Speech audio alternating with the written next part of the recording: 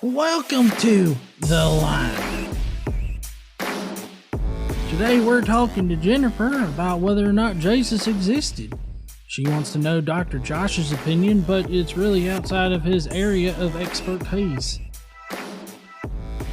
Prepare to get educated. But anyways, so we're going to go to Jennifer over in New Hampshire. Hey there. Wait, crap. Hold on. I hit the button, but it didn't hit. Hey there, Jennifer. How you doing? Hi, how are you guys? Doing all right. Good. I have a question for Dr. Josh. I know that John takes the mythicist position that Jesus did never exist, but I wondered if, I saw Dr. Josh's wife do the moderation between Dr. Ehrman and Dr. Lacona, and she did a really great job, by the way. And I wondered if Dr. Josh thought that there was ever a preacher named Jesus that ever existed. Not that he was divine, but if a Jewish preacher named Jesus ever existed. Yeah, I mean, when this question is asked, like I do with so many other things, I say, like, the New Testament's not my area of expertise. So in the end, I would end up going with just what, consensus scholarship says about it, or the majority of scholars say about that. So as I understand it, the position is that, there was a guy named Jesus that existed in the first century. I think ultimately, I guess what I say about this is I don't know how much it matters too terribly much as far as this, debate about whether Jesus was divine or not, because, Naram Sin, as I think Megan asked this question in the debate, Naram Sin in the 24th century BCE existed and,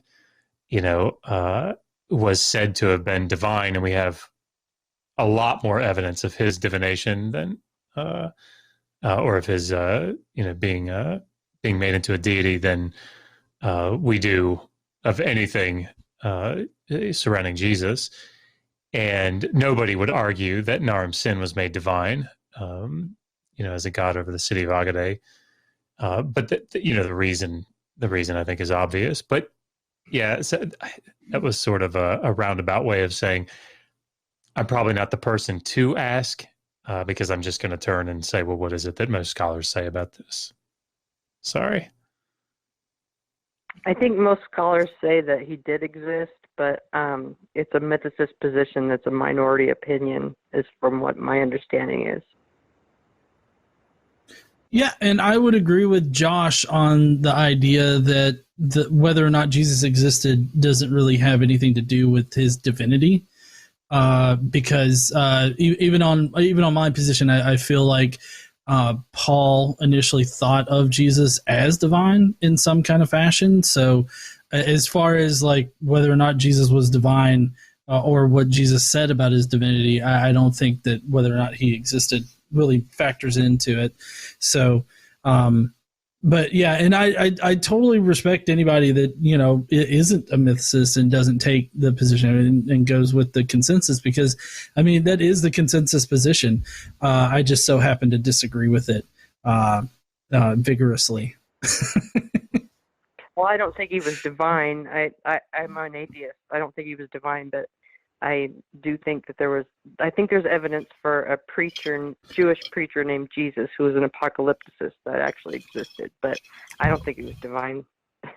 And he sure didn't rise today. Right.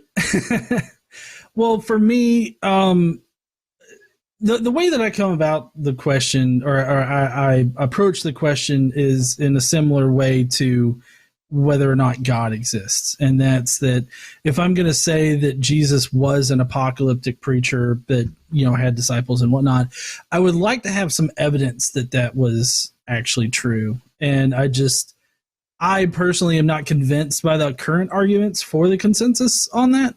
And so until I can figure out like how the current evidence definitely proves that, then I'll remain skeptical on that point. But I'm always up for learning, and always up to be shown that I'm wrong. But I've not found anybody to give me good evidence to tell me that I'm wrong. I get, I could say this for a different call or something like that, but I'm very different from most atheists, I guess, on this particular question. Right.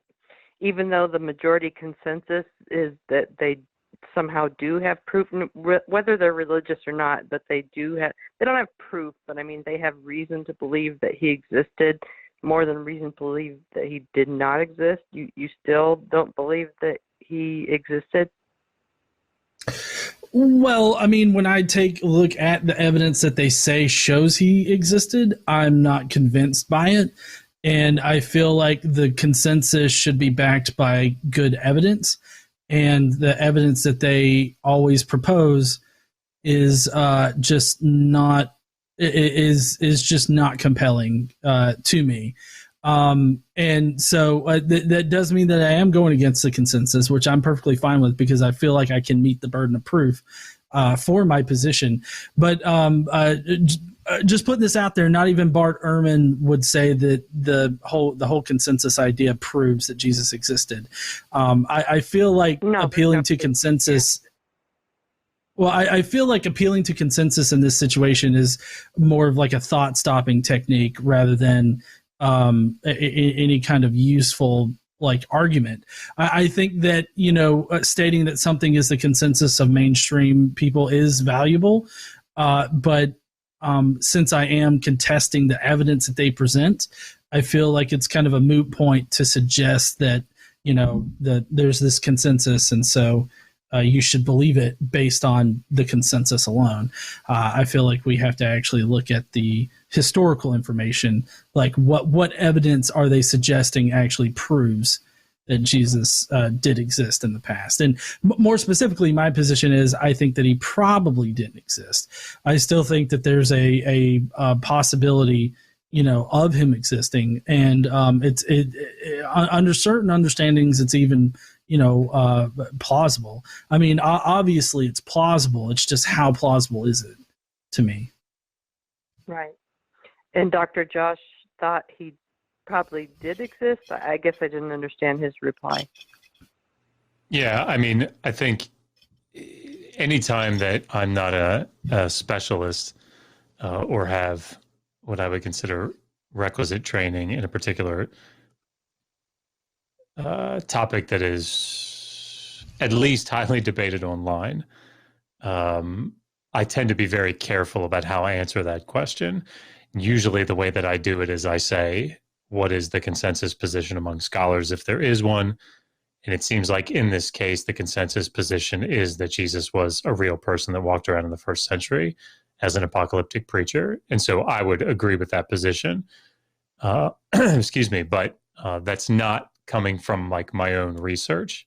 It's just coming from that's what the consensus position is. And I think that's a reasonable way to approach these things. Right. Okay. Well, that was just my question. I just wondered what both of your opinions were. All right. Well, thank you for calling in. I appreciate it. Thank you. Bye-bye. Bye. I hope you have a good night. You too. I dropped her call and she said you too right at the end. Anyways, but I'm I'm perfectly fine with people taking the consensus position on it. But just knowing that, just throwing the consensus in my direction is not going to convince me just because I challenge the evidence. And that's the thing that really gets me is I already know that I'm challenging the consensus. So it kind of seems like, moot to challenge me with, but the consensus says, I think it's just because John, I think it's just because you don't admit that dogs can't, come from non-dogs. I mean, yeah.